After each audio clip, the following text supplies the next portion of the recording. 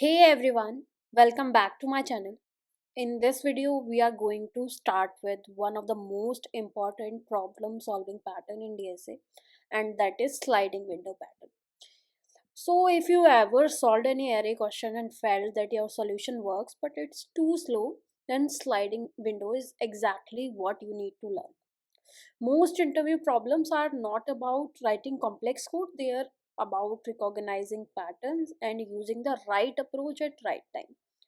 So sliding window is heavily used in farming interviews, especially for problem involving subarrays, averages, sums, and counts. So in this video, we will first understand what sliding window is, and then we will apply it to a very popular lead code problem, maximum average subarray. So I will start with brute force idea first, explain why it's not optimal, and then we will slowly move towards the sliding window solution. So let's first understand the problem statement properly. So what we are given is we are given an array nums which is of size n, and what we want is we are also given a integer k. We need to find a continuous subarray whose length is k and its average is maximum, and we need to return that average value. Okay, so look at this input. We have this particular input and we have this array. We are given k is equals to 4. So what we want is we want a subarray from this particular input of length k, and the average of those particular subarray elements should be maximum. So in this we have this answer. So we will see how we can reach to this answer. Let's go and understand the solution. So looking at the question, we have a array nums and we have this array and an integer value k, which represents the result size. So basically what we need in this particular question is a subarray from this array with of size k whose average is maximum. So first we need to find subarrays in this particular nums array of size k. So if we think initially as a beginner, so what are the possible subarrays of size k? This is a size k subarray 4, 1, 2, 3, 4. Now if let's exclude 1. Now we have this particular subarray of size 4. Now let's skip 12, and now we have this particular subarray of size 4. So this way we need to try all the possible subarrays, and for a subarray we need to find the sum, and then for every sum we have found we need to keep track of maximum. So if we take this subarray, suppose, so what's the sum of for the first subarray? 1 plus 12 minus 5 minus 6. So the sum is here is 2. Now let's try next subarray. 12 minus 5 minus 6 plus 50. So what's the sum here? It's 51. Now let's try next subarray, which is minus 5 minus 6 plus 50 plus 3. So the sum of this is 42. Now which is maximum from them? This one is maximum. So we have this sum as maximum. Now we need average. What we will do is 51 divided by the size of this particular, which is 4, and this gives us 12.75. So this is maximum. So whatever the sum is maximum, that average will be maximum. So this we need to code now. So for brute force solution, what we will do is first we need to find the first subarray of size k. So what we will do is we will run a loop. Let's say we have size n of the array. So the loop will be till n minus k, because the inner loop will be till end of the array. So we will keep it n minus k and I plus plus.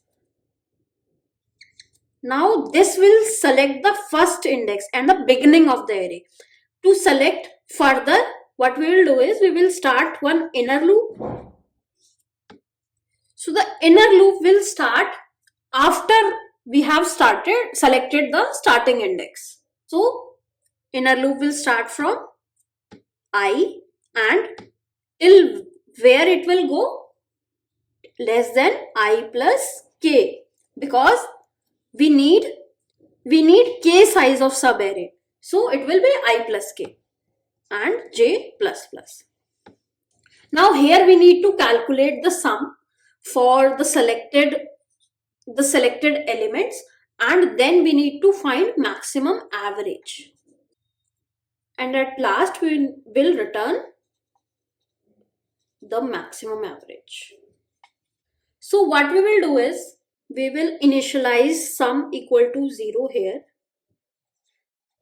and we will calculate sum of k length array here. So what we will do is sum is equals to sum plus whatever element is pointed by this particular index. So with this we have sum of this subarray. Now we need to store the maximum average. So what we will do is we will use max of whatever the max was previously and the newly calculated max, basically sum divided by k, but we need to convert this to double because this will give us, these are integer divisions, so they can give us some float value also. So what we will do is we will convert this to double. So we will write this here.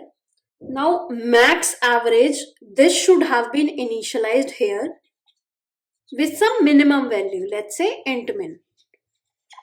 And if the question has, if the sum can reach long also, then we will use long min. So this is brute force.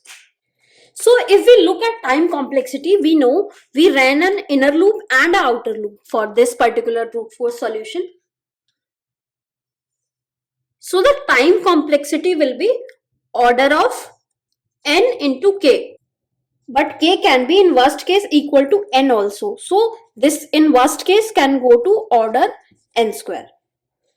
And the space complexity for this is constant because we have not used any extra spaces for brute force solution. Now can we optimize this? Because this is n square. The interviewers will expect you to optimize this.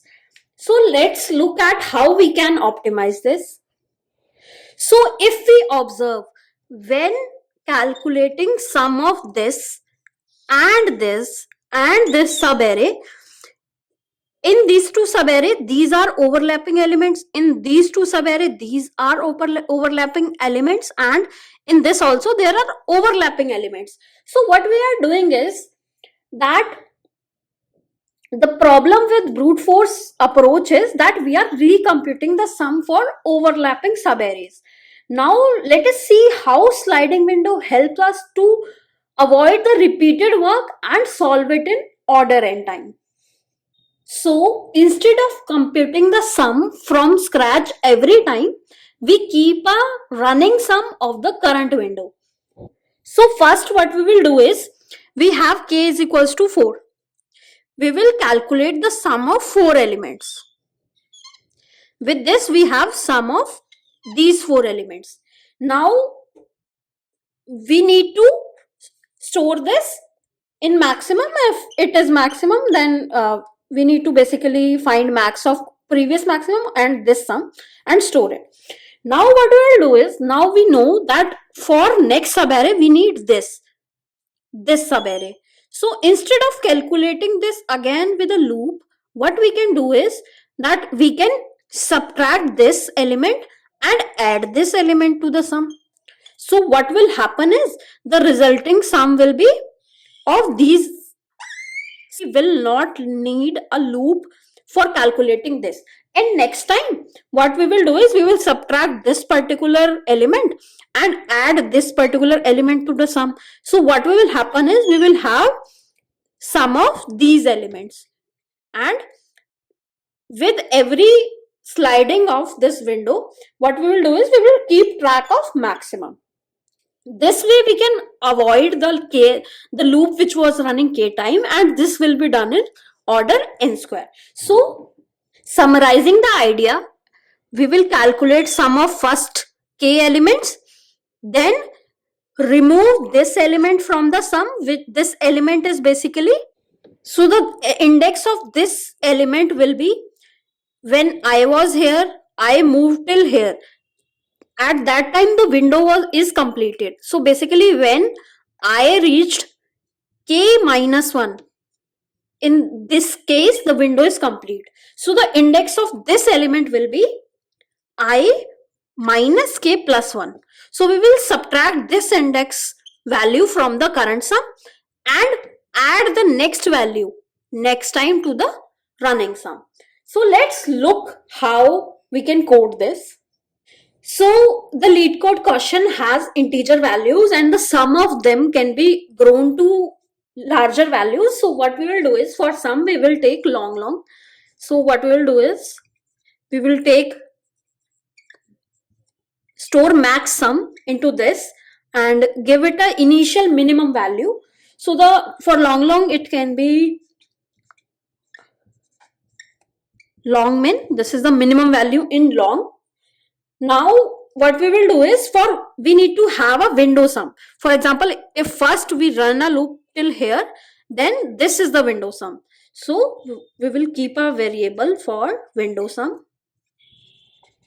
and we can keep it as 0. Now what we will do is we will run a loop for int I equal to 0, I less than nums dot size and I plus plus. Now I is pointing here. We need to start calculating the sum. So what we will do is window sum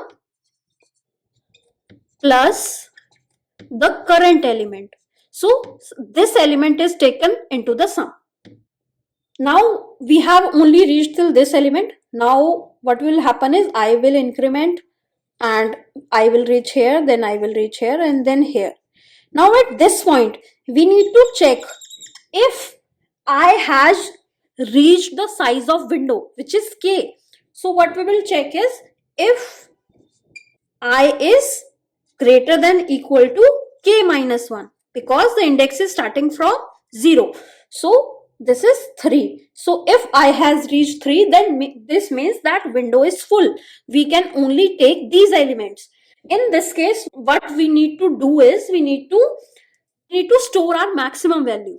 So what we will do is max sum is equals to max of whatever the previous max was. In the beginning it will be long min, so it will be minimum only, and whatever is calculated now. And now we need to remove this element from the window, and in the next iteration next element will be added. So what we will do is from window sum we will remove a element which is at index I is here minus k plus 1. So from this index we need to remove the element sum from window sum. Now once this is done, this element is removed, this one is removed. Now the loop will go to the next iteration, which will be at 50, and 50 will be added to the window sum with this. Now again I is greater than equal to k minus 1. Yes, it is greater than equal to k minus 1. Again we will update our maximum and remove this element. Now next time I will reach further at 3. Again I is greater than k minus 1. So again we will keep track of our maximum and remove this element from window sum. So eventually this will scan all the array elements, and at last what we need to do is we need to return the average. So what we need to do is return average. So what we will do is max sum divided by k. So average is sum of elements divided by number of elements. K is the number of element, but we need to convert it into double because these are integer divisions. So we will convert it in double. So the float value is also maintained. The basically values after the decimal is also maintained. So this is the code for sliding window. This was our first question that we did for sliding window. I hope you understood the concept of sliding window. What we do is we have a running sum and we update the running sum only instead of calculating again and again. Now let's solve it on LeetCode. Before that, let's look at the time complexity. So we iterated through the array once. So the time complexity will be order of n, and we have not used any extra space. So space complexity will be order of 1. Now let's solve it on LeetCode. We will have a variable for max sum and we will initialize it with long minimum. Now we will have a variable for window sum.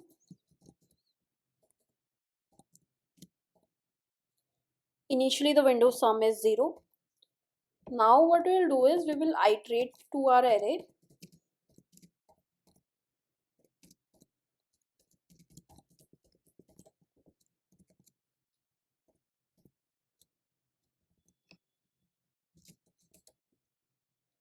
Now we are at first index of our array.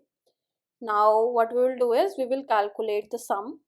We will start calculating the window sum. So window sum plus is equals to whatever is num's first element. Now every time we need to check if the window size has reached, if I is greater than equal to k minus 1. If the window size has reached, we need to update our maximum and remove the element which is in last. Okay, so let's do this. We will update our maximum. Max sum is equals to maximum of max sum, or whatever is the window sum, whatever is maximum, we'll store it in max sum. Now we will reduce our window sum, and for reducing this we will subtract the first element. So what we'll do is we will subtract I minus k plus 1 element, and this will subtract the first element of window. Now in next iteration, next element of window will be added. At last we will have max sum in our answer, but we need average in our answer. So what we'll do is we will divide it with k and convert the result to double because it can have floating numbers also. So yeah, let's run our code. So we have our test case passing. Let's submit this.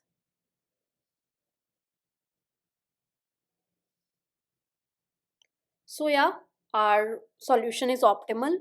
For more such videos, please subscribe to my channel. I have started with sliding window pattern and I will cover it all the variation of this pattern.